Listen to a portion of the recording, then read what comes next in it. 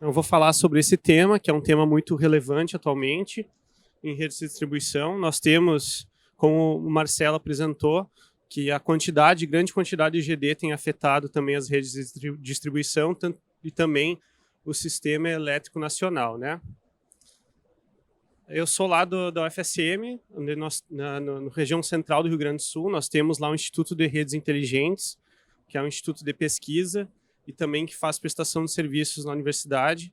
A gente tem um laboratório de ensaio de inversores homologado pela Inmetro, testa inversores até 75 kW, e também temos outros testes que podem ser feitos. Por exemplo, os fabricantes, distribuidores querem conhecer melhor o inversor, questão de testes de qualidade, eficiência, segurança, pode fazer os testes lá no laboratório também. A gente tem também a parte de pesquisa e desenvolvimento também uma Embrapi de recursos energéticos distribuídos. Bom, sobre esse problema da sobretensão, ele é um dos principais problemas técnicos relatados em geração distribuída. De onde que vem esse problema? É por causa da alta resistência nas redes de distribuição, redes longas, né? Junto com grande capacidade de geração, potência instalada e com baixo consumo, os horários de baixo consumo principalmente. A tensão da rede, a variação de tensão da rede depende da potência ativa vezes a resistência e a potência reativa vezes a reatância da rede, né? Quem trabalha com engenharia elétrica, a reatância é a parte indutiva, a parte magnética da rede. Então, a gente pode chegar, às vezes, em níveis de tensões muito altos que podem ser perigosos. E quais os tipos de sobretensão que existem? A gente pode classificar a sobretensão em sistemas de distribuição, ali, devido a GD, em dois tipos. Um que é um problema de baixa tensão, que é um problema local de uma determinada instalação, né? Causado por uma potência significativa no local, uma rede de baixa tensão longa. Nessas características dessa rede é que tem uma resistência muito maior do que uma reatância. Ou seja, não temos se o inversor tiver consumo de potência reativa, não vai interferir em nada. É basicamente a potência ativa do inversor que vai fazer a tensão da rede aumentar. Outro tipo de problema é quando ocorre em média tensão, que é devido à alta potência ativa de geração distribuída na região. Quando nós temos uma região ali, um bairro, por exemplo, e mais uma rede de média tensão longa, com alta potência de geração distribuída, mini geração, coisa assim, a gente vai ter, pode ter uma elevada na média tensão, essa sobretensão. Então, nesse caso, a rede ela já é mais indutiva do que resistiva. Então, os inversores podem até absorver potência reativa que vai ajudar a regular a tensão da rede. E qual é o problema dessa baixa tensão? Da sobretensão, né, desse problema? O principal problema são com as cargas. Nós temos essa norma aqui, essa ITIC, que é uma norma da Information Technology Industry Council, que fala quais os limites de tolerância que as cargas, computadores, televisão, tudo mais utilizado nas casas, elas toleram, né? As cargas elas precisam tolerar pelo menos 20% a mais da tensão nominal por meio segundo e 10% a mais em regime permanente. Uma rede de 220 volts tem que suportar pelo menos 242 sempre, né? E um pouco mais do que isso durante meio segundo. Na norma de inversores, nós temos que esse limite também bate exatamente com esse limite das cargas. É 10% acima, 242 volts, uma rede de 220 tem que desconectar o inversor. Porém, nós temos também na questão do PRODIST, né? No PRODIST, a gente tem limites que são menores do que isso. E a concessionária pode até ter multas se descumpre esses limites. O adequado no PRODIST é no máximo de 5% a mais do que a tensão nominal. E se for 6%, já é um nível crítico. Então, com a geração distribuída, é muito fácil da rede de distribuição ela ultrapassar esse limite mínimo aí esse limite adequado de tensão da rede de distribuição. E daí nós temos também uma questão com o perfil de tensão ao longo da rede de distribuição.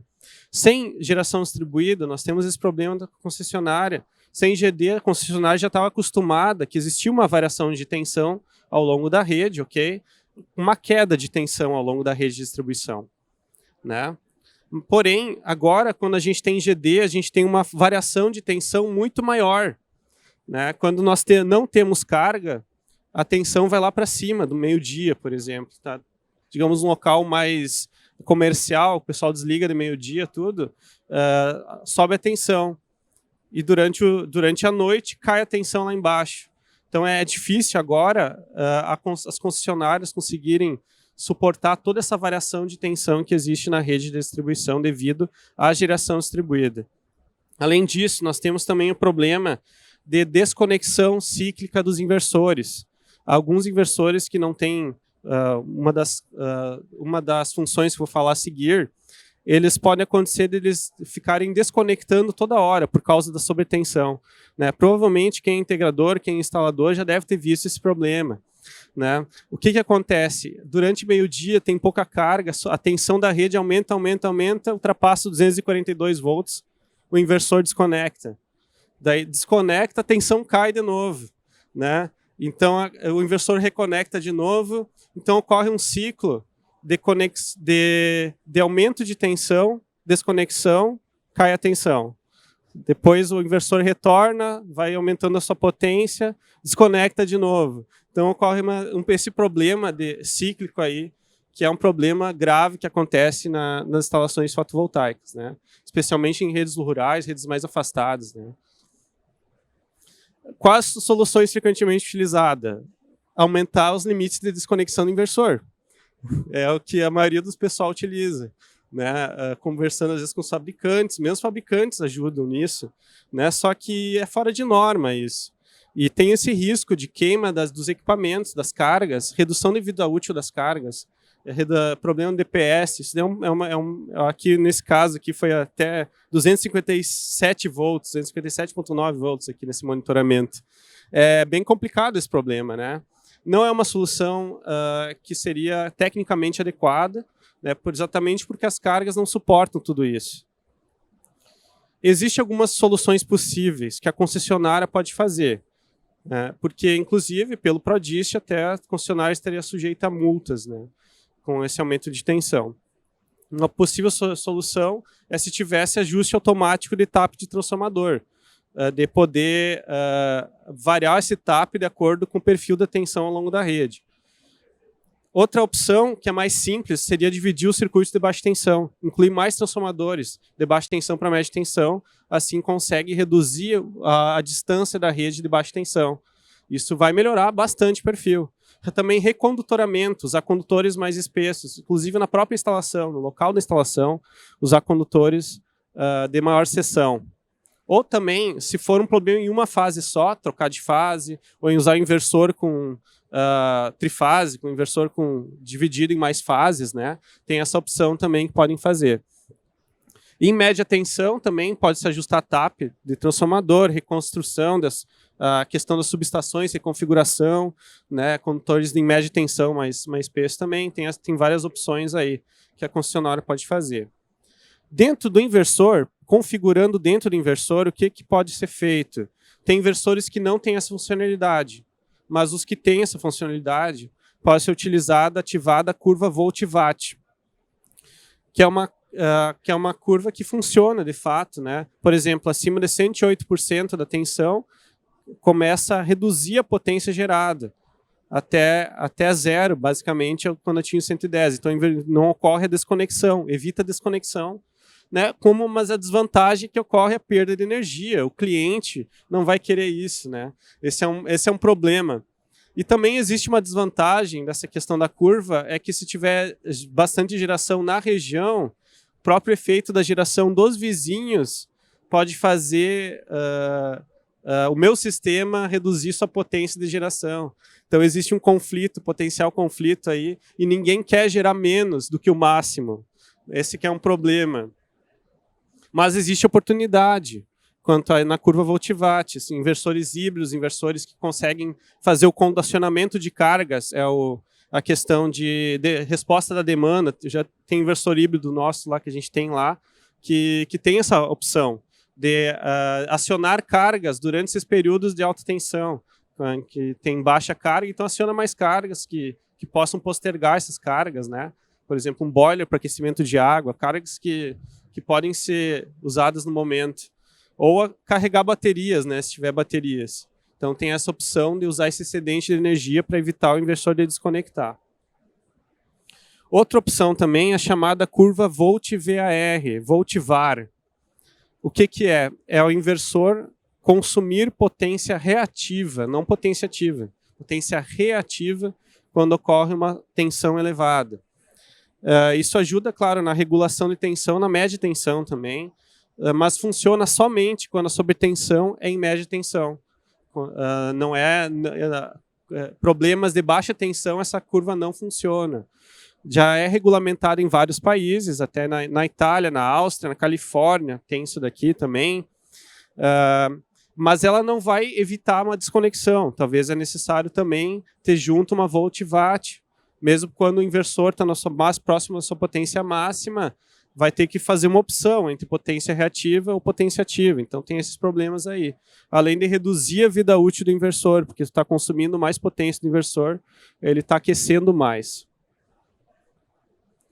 Tem outra curva também, outra opção de resolução, que é chamada curva do fator de potência em função da potência. Que é o inversor, quando ele está operando com altas potências, ele reduz o seu fator de potência para consumir potência reativa. Isso está na norma, NBR 16149. Vocês podem configurar nos seus inversores esses pontos A, B e C, que geralmente funciona para tensão superior a 104% da nominal. Porém, claro, só vai funcionar quando a sobretensão ocorre em média tensão. Senão ela não tem uma eficácia muito grande nessa curva. Aqui eu mostro dois exemplos de quando funciona e quando não funciona essa curva. Ela só vai funcionar quando nós temos uma reatância semelhante à resistência da rede. Ou seja, mais para o lado de média tensão, inversores de maior potência, 100 kW, mais perto do transformador, coisa assim, ou de centenas de quilowatts, essa curva vai funcionar bem, certo? É possível fazer essa configuração dentro do inversor. Mas ela não vai funcionar, o inversor vai desconectar se for a sobretensão só local em baixa tensão. Existem as soluções normativas. Na nova portaria do Inmetro, que é a 140 de 2022, e também no próprio projeto da NBR 16149, que está sendo trabalhado, desenvolvido, foi aumentado um pouquinho o limite de desconexão, de 110 para 112, considerando esse 2% de diferença mais ou menos como a queda do fio.